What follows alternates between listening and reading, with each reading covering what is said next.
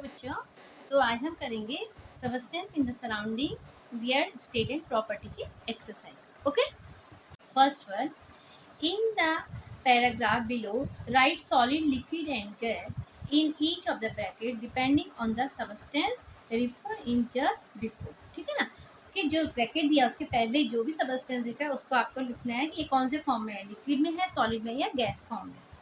On a bright sunny day, Riya and Gargi are playing with a ball. अब देखिए इसमें ये बॉल है ना, ब्रैकेट से ठीक पहले बॉल आया है, तो बॉल क्या है, solid. Right here solid. Okay, in the park Gargi feels thirsty, so Riya bring tender coconut water. अभी यहाँ पे देखिए कोकोनट वाटर आया है, कोकोनट वाटर क्या है, लिक्विड है। Okay, we write here liquid. Okay, for her at the some time a strong breeze मतलब कि बहुत तेज हवा जो आई है ना, ठीक है ना, तो वो क्या है, गैसियस स्टेट में, तो we'll write here gas start blowing and it brings to rain। अभी रेन क्या है, liquid. Okay, liquid। Okay, they run back into the house. House is solid. Change their clothes. Clothes also solid. And then their mother gives them a cup. Cup क्या है, solid. Of hot milk. अभी देखिए milk क्या है यहाँ पे, liquid. We will write here liquid to drink. Okay, ये हमने इसके फॉर्म्स लिख लिए हैं।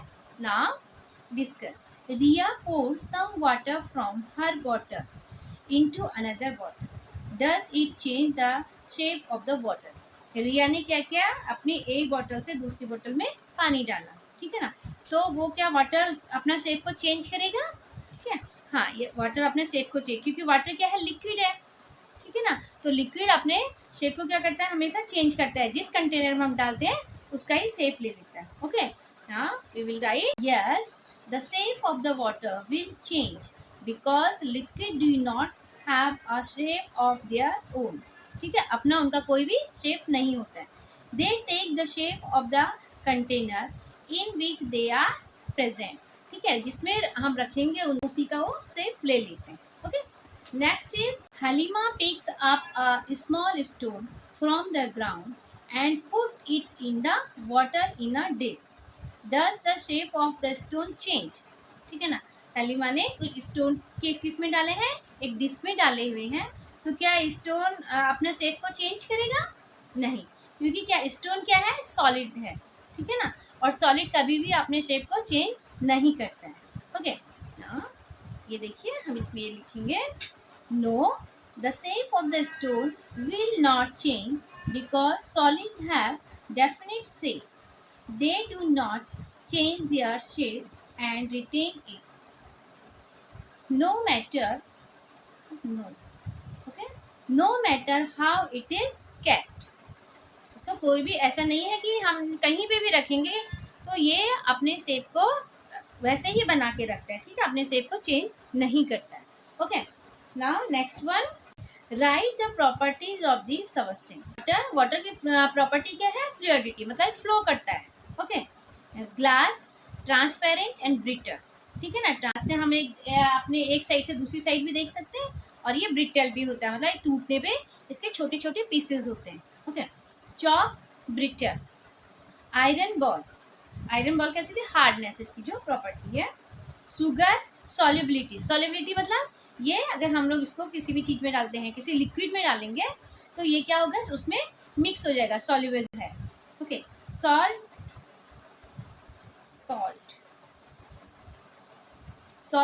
Solubility, coal brittle, soil solubility, pen hard, ink fluidity, ink भी लिक्विड है ना, शो ब्रिटल। ओके, ये इसकी प्रॉपर्टीज हमको पता लग गई है। Next one, what is sublimation? Right the name of every substance that sublimated. ठीक है, तो देखिए हमने इसमें सब्लिमेशन पढ़ा था कि सब्लिमेशन मीन्स जो सीधा सॉलिड फॉर्म से किस में चेंज हो जाता है, गैसियस फॉर्म में। ओके, तो this property is called sublimation. The change of a solid substance directly into a gas or vapor without first changing into a liquid is called sublimation। ठीक है, ये इसका आंसर है। और आपको इसके जो एग्जांपल्स देने हैं तो आप इसके एग्जांपल्स लिख सकते हैं। ड्राई आइस, नंबर 2 हो गया इसका नेफ्थलीन बॉल,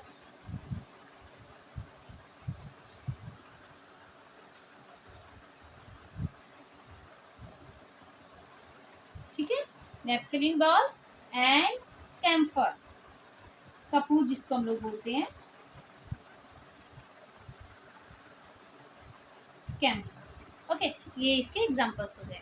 ओके, ये इसका आपका आंसर आ गया है सब्लिमेशन का। Okay, next, what is it made from? ये जो भी चीजें आपको दे रखी है वो किस चीज से बनी है, वाई, क्यों इसको बनाया गया इससे। Okay, a sickle to cut sugar cane. ठीक है, जो शुगर केन को काटने के लिए होती है ना, या किसी भी घास को या लकड़ी को काटने के लिए। It is made out of iron. ये किससे बनाई जाती है? आयरन से, लोहे से बनाई जाती है। Since it is very hard and strong. क्यों बनाई जाती है? क्योंकि ये क्या होते हैं, हार्ड एंड स्ट्रॉन्ग होता है। The seat use for roofing. ठीक है ना, हम रूफिंग के लिए, छत में डालने के लिए जो सीट का यूज करते हैं वो कौन सी होती है? Aluminium is use to make sheets for roofing. ठीक है ना, एल्यूमिनियम की जो सीट होती है उनको हम रूफिंग के लिए यूज करते हैं। Because it is malleable. Malleable क्या होता है? It can be hammered into seats. Metal है उसको हम लोग हैमरिंग करके उसको एक सीट में कन्वर्ट कर दें, दैट इज कॉल्ड मेलेबल। ठीक है, ओके, नेक्स्ट है a screw driver. Screw driver, it is made up of steel, it is very hard and durable. ठीक है, तो ये स्क्रू ड्राइवर होता है वो किसी से बना होता है? स्टील से बनाया जाता है, क्योंकि क्या था, हार्ड एंड ड्यूरेबल होता है। ओके, नेक्स्ट आपका है अ पेयर ऑफ टोंग्स। ठीक है, ये टोंग्स, देखिए टोंग्स क्या होता है? किसी भी चीज को हम पकड़ने के लिए जो भी टूल्स यूज करते हैं ना, अलग अलग तरह के, जैसे रसोई में हम देखें चिमटा यूज करते हैं और पकड़ यूज करते हैं। They are made up of metals like iron और एल्यूमिनियम। ठीक है ना, इसको या तो आयरन या एल्यूमिनियम से बनाया जाता है। Because they have high melting point. इनका जो मेल्टिंग पॉइंट है वो बहुत हाई होता है। And do not melt while using on flame. ठीक है, जब हम उसको फ्लेम में यूज़ करते हैं तो वो मेल्ट नहीं होता है। जैसे हम लोग चिमटे को रोटी पकड़ने के लिए यूज़ करते हैं, है ना, पकड़ यूज़ करते हैं, तो हाई फ्लेम में यूज़ करते हैं, तो उस टाइम पे उसका वो जो है मेल्ट नहीं होना चाहिए। जो electric cables, okay, metal like silver, gold, copper and platinum are use to make wires because they are ductile. Okay, इनका ये जो मेटल्स है इनका यूज हम लोग वायर्स के लिए करते हैं। और क्यों करते हैं? उनकी जो प्रॉपर्टी है वो क्या है? डक्टाइल है। मतलब उनको हम लोग क्या करते हैं, पहले सीट में कन्वर्ट करके फिर सकते हैं, वायर बना सकते हैं। ओके, नेक्स्ट है ornaments. Metal such as gold and silver are used for making jewellery because they are very lustres. Lustres means होता है उनकी एक शाइनिंग जो होती है ना, उनकी शाइनिंग के कारण हम उसका ऑर्नामेंट्स बनाते हैं। ओके, नेक्स्ट आपका है pots and pans. They are use to cook food. ठीक है ना, हम पॉट्स में खाना बनाते हैं ना। Hence metal like aluminium, steel are use. They possess the property of hardness, ductility, malleability, thermal conductivity, electrical conductivity. ठीक है, जैसे माइक्रो ओवन्स में। तो पॉट्स एंड पैन को किससे बनाया जाता है? एल्यूमिनियम या स्टील से ज़्यादा बनाया जाता है, क्योंकि उनकी जो property hardness, ductile, malleability, thermal conductivity, ठीक है ना, and electrical conductivity. Thermal conductivity वाला हीट को वो करता है, अपने फ्लो करता है अपने अंदर, और इलेक्ट्रिक को भी फ्लो करता है। Okay, next, what will happen if and why. क्यों होता है, ठीक है, क्या होगा एंड क्यों होता है, ठीक है। Nails are made of plastics, अगर नेल्स जो कीले जिनको हम बोलते हैं उनको अगर प्लास्टिक की बनाई जाएगा तो क्या होगा। If nails are made of plastic they will not be able to pierce through other substance on being pushed by hammer, ठीक है। अगर हम लोग प्लास्टिक की नेल्स बनाएंगे तो वो किसी भी चीज को पियर्स नहीं कर पाएगी। Plastic lakhs the property of hardness, क्योंकि प्लास्टिक में क्या है, उस हार्डनेस की प्रॉपर्टी नहीं होती है। ओके, नेक्स्ट है a bell is made of wood. If a bell is made of wood, it will never make a ringing sound. अगर लकड़ी की बनाई जाएगी तो वो कभी रिंगिंग साउंड नहीं देगी। A wooden bell does not have the property of being sonority.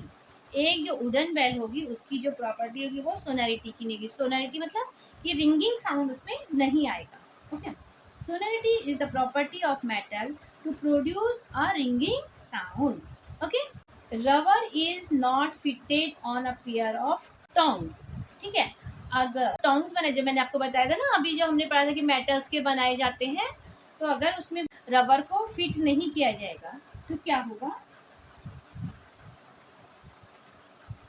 Rubber is bad conductor of heat and electricity, ठीक है। रबर अपने अंदर मतलब किसको, हीट और इलेक्ट्रिसिटी को फ्लो नहीं होने देता, बैड कंडक्टर है वो। It will not allow heat to pass to the hands thus protecting us. Pair of tongues are made up of metals which conduct heat and electricity. अगर इसमें rubber लगा है तो वो हमारे हैंड को कोई हार्म नहीं कर पाएगा, ठीक है ना। जो टंग होते हैं वो क्या होते हैं, गुड कंडक्ट और हीट एंड इलेक्ट्रिसिटी होते हैं, क्योंकि वो मेटल के बने हैं, है ना।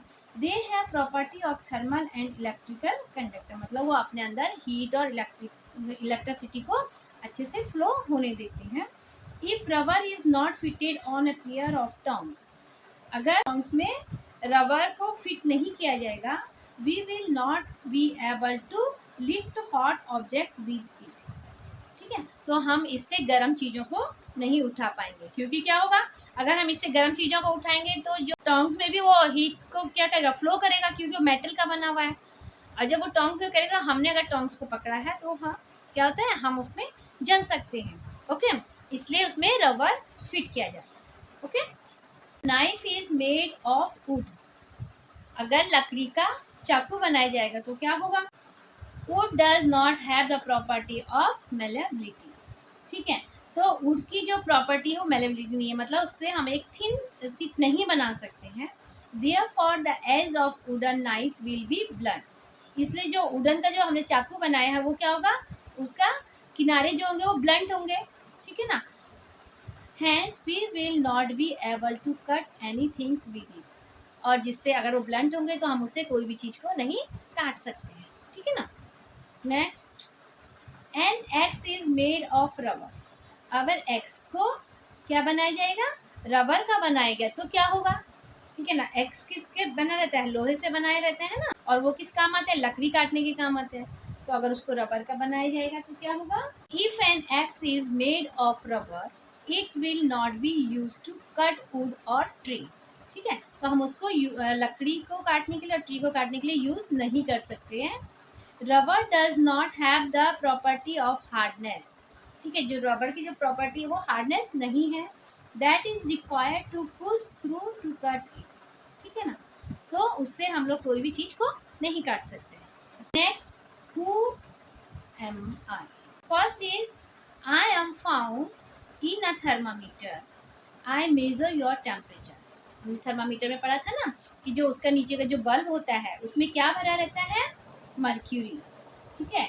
We will write here mercury. Okay, next है आई मेक थिंग्स हॉट और कोल्ड, किसी भी चीज को हॉट या कोल्ड बनाता तो heat. I have no shape whatsoever, ठीक है, मेरा कोई भी शेप नहीं है। तो किस किस का शेप नहीं होता है, लिक्विड एंड गैस का।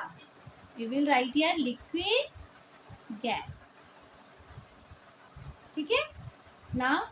आई dissolve in water but not in kerosene, ये भी हमने पढ़ा था, है ना। दो ये एक्सपेरिमेंट किया था उसमें। तो दिस इज सॉल्ट,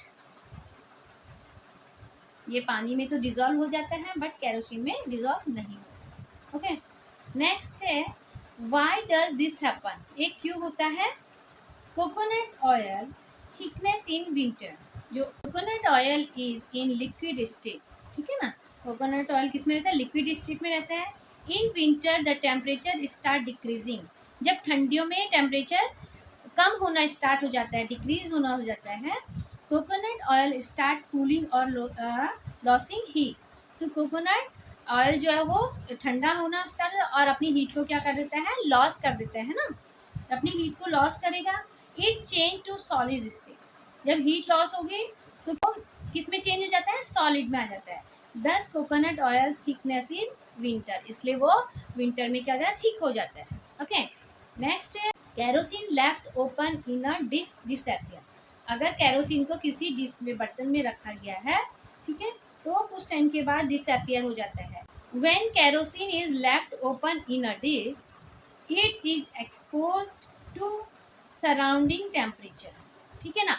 अगर केरोसिन को ओपन किसी डिश में रखा गया है तो वो क्या होगा, उसका जो टेम्परेचर है उसमें जब एक्सपोज हो जाता है, as the temperature is more, अगर ज़्यादा टेम्परेचर होगा केरोसिन स्टार्ट कॉन्टिन्यूसली इवापोरेटिंग, ठीक है, तो जो केरोसिन है वो इवापोरेट होना स्टार्ट हो जाता है एंड फाइनली डिसअपियर, और कुछ टाइम के बाद देखेंगे तो वो खाली रह जाएगा, वो बर्तन डिसअपियर हो जाता है, मतलब वो गैसियस फॉर्म में चेंज हो जाता है।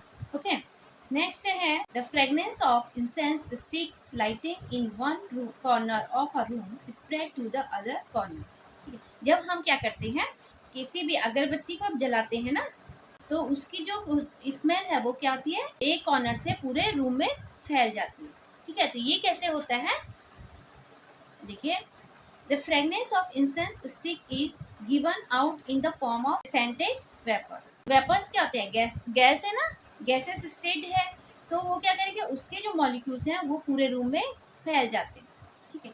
The molecules of gas move very fast and there are no force to stop them from going apart, ठीक है। तो और जो गैस के मॉलिक्यूल्स होते हैं वो कहते हैं बहुत फास्ट मूव करते हैं। Therefore, the fragrance of incense sticks lighting in one corner of room spread to the other corner. इसलिए क्या होता है, अगरबत्ती को उनके एक कॉर्नर पे हम उनको अगर जलाते हैं तो उसकी खुशबू जो है पूरे रूम में फैल जाती है। क्यों फैलती है, क्योंकि वो गैसियस फॉर्म में आ जाता है, ठीक है ना। What you see in the picture, ठीक है, यहाँ पे एक पिक्चर ड्रॉ किया गया है, एक ये प्लास्टिक बॉल है और ये एप्पल है, ठीक है। तो देखिए दोनों को डाला तो जो एप्पल है वो तो सीधा बॉटम में चला गया और जो प्लास्टिक का जो बॉल है वो क्या है, वो ऊपर ही अपना तैर रहा है। तो ऐसा क्यों होता है, ठीक है ना। The mass of plastic ball is less than an apple, plastic ball का जो मास है वो एप्पल से क्या है, कम है, मास मतलब वेट, ठीक है ना। The difference is because of their density, ये क्यों हो गया, क्योंकि देखिए यहाँ पे तो बॉल बड़ा दिख रहा है, एप्पल तो छोटा दिख रहा है ना, फिर भी ये हैवी है क्योंकि इसकी डेंसिटी पे डिपेंड करता है। जो एप्पल की डेंसिटी होती है वो ज़्यादा होती है और इसकी कम होती है। Since an apple has greater density it will sink to the bottom. On other hand, the plastic ball has lesser density. It will float over water surface. जब एप्पल की डेंसिटी ज़्यादा है तो वो क्या होगा, उसका मास भी ज़्यादा होगा, जो वेट ज़्यादा हैवी रहेगा वो डूब जाता है ना, और इसकी डेंसिटी कम है, वाटर में फ्लोट कर रहा है। ओके, नेक्स्ट वीडियो में हम नेक्स्ट चैप्टर को देखेंगे। Okay, bye.